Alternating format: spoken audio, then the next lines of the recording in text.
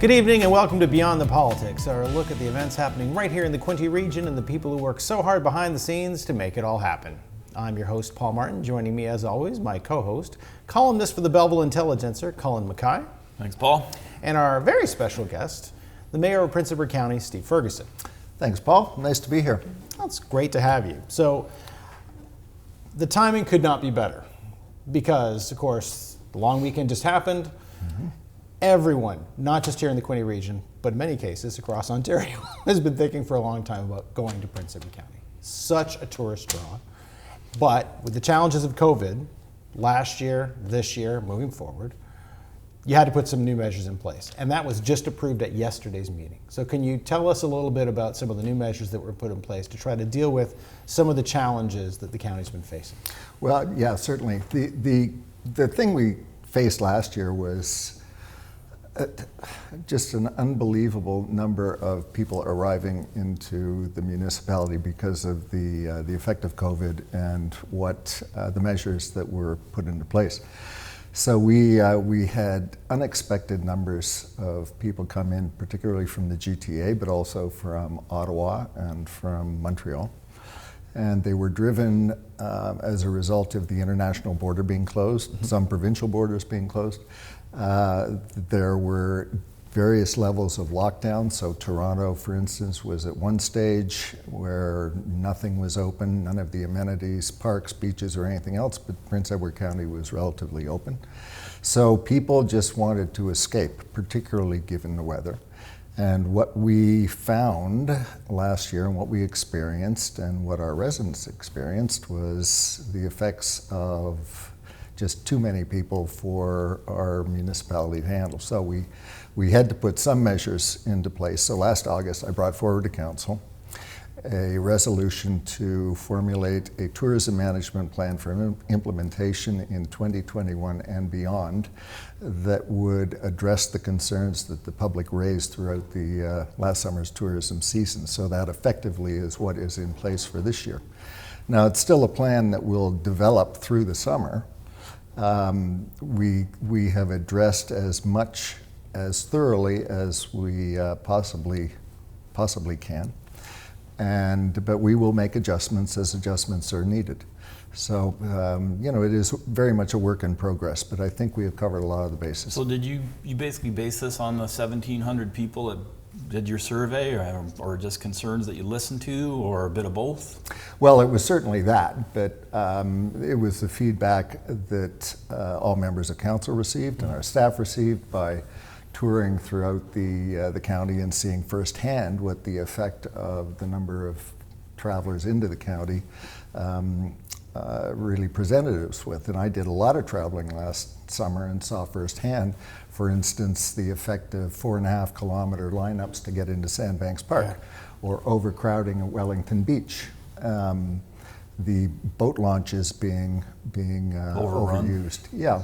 So we had to address this because apart from anything else, there are public safety issues, and there are also concerns with making amenities available for our local residents.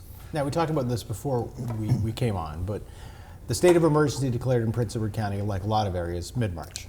At that point, you had 9 weeks to get ready for the long weekend, which is, relatively speaking, and especially in terms of planning something on a municipal level, no time at all.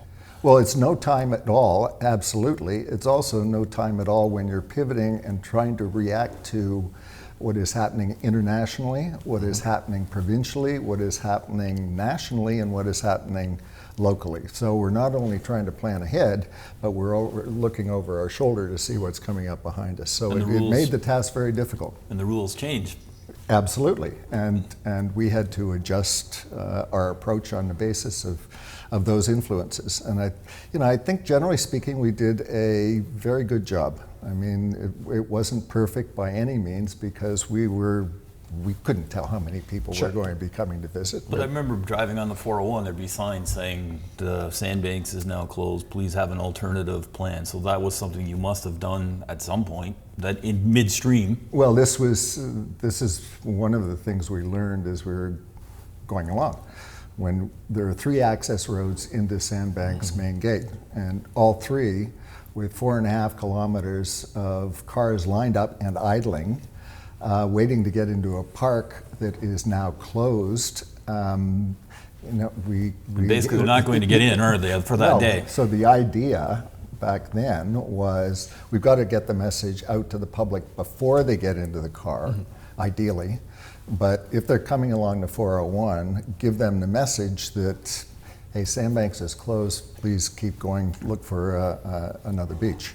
So walk us through a few of the measures that were passed, because there were things that dealt with parking. There were things that dealt with the boat launches, like you talked about. There were specific restrictions on beaches and numbers and usage. So, I mean, there was a lot of meat there. But we just talked about the beaches, so start with the beaches. What in the plan addresses beach use? Well, we've got, let's define the beaches. We've Yes. got Sandbanks, and we've got North Beach, which are both under the auspices of the Ministry of the Environment, Conservation and Parks. Then we have Wellington Beach, and Wellington Beach is under municipal control. What we experienced last year was people that couldn't get into Sandbanks or North Beach migrated to Wellington. And that put extraordinary stress on our staff, because there's a finite number of people that should be allowed on a beach to protect public safety. So that's what we've implemented for this year, as well as a modest fee for entry of $10 per person. But there will be a limit of 350 I was people going at any to say, one I time. saw the Yeah. 350 number. Yeah.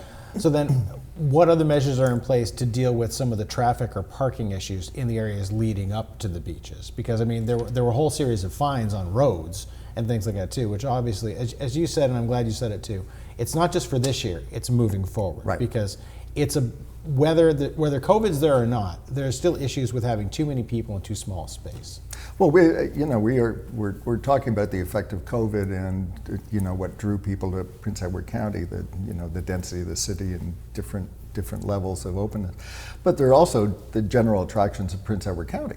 I mean, we are something of a tourism mecca because of obviously the beaches, but also because of our wineries and our food, our agriculture, our heritage. There are many attractions to Prince Edward County.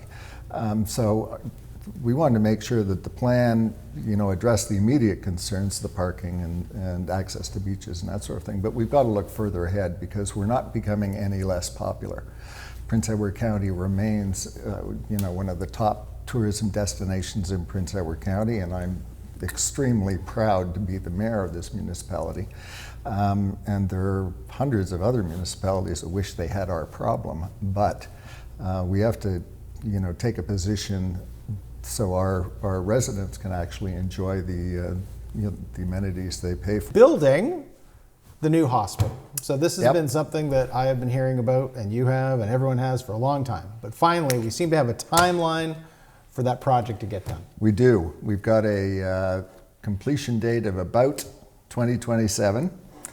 There was a delay because of the approval process at Queen's Park. It took longer than anticipated, but it is now looking that date is looking very positive. And the hospital is crucially important to Prince Edward County. I mean, as we talked about before, the number of tourists we get in any given year is increasing.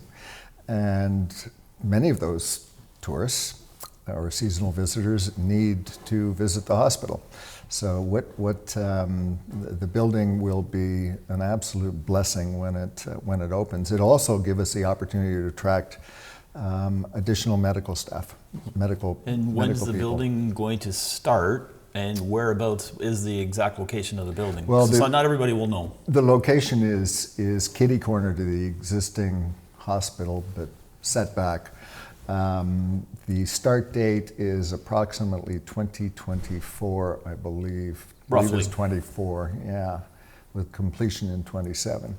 Shire Hall, moving from one project that now seems to be set to another one that is a little earlier in the process. So talk about what's going on there in terms of refurbished versus maybe something new. Well, we're looking at how Shire Hall can be renovated to allow more effective, more efficient council meetings, particularly in the world of COVID.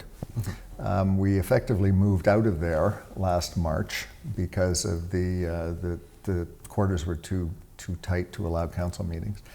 And that then led to, okay, what do we need to do to make this building more serviceable? And it was built in 1874.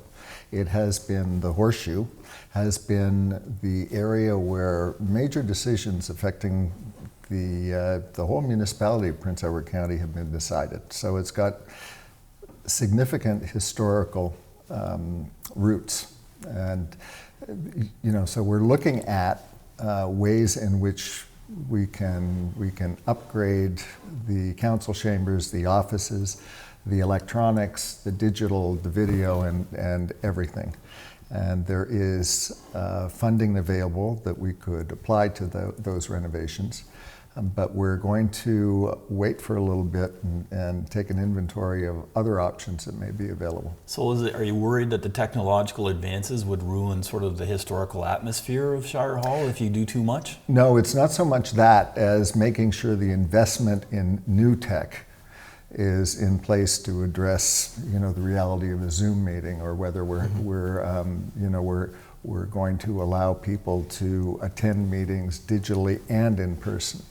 And audio has been a problem there as well as video and internet. So all that technological infrastructure has to be assessed. But if you and talk evaluated. about are you talking about maybe moving, or is that an option that's being considered? Because if you do all this technological upgrades, you want to stay. It's not being considered yet because we don't have those options. We're looking at what might it cost in Shire Hall to bring it up to a better service level, and so far that estimate's about $425,000, of which about half comes from Is the grant funding. Can you use the grant for that, or is Yeah, that something? we can use grant money for half of that. Okay.